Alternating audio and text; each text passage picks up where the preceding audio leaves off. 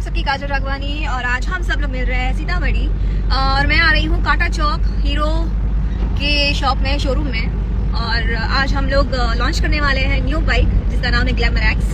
तो आप सब जरूर आइए और मैं 1 घंटे में पहुंच रही हूँ। मैं ऑन द वे हूँ, देख लो। तो रास्ते में हूँ अपनी टीम के साथ और बस हम लोग पहुंचने वाले हैं बहुत जल्द, 1 घंटे में पहुंचेंगे। ताज भाई जल्दी जल्दी पहुंचाइए ताकि हम जल्दी जल्दी अपने फैंस के पास पहुंचे। लेकिन ध्यान आगे रखिए आप कहीं और ना पहुंच जाए। गाइस हम लोग पहुंच रहे सीतामढ़ी बस 1 घंटे में। तो आप सब लोग आइए और हीरो शोरूम में जहाँ पे ये इवेंट होने जा रहा है।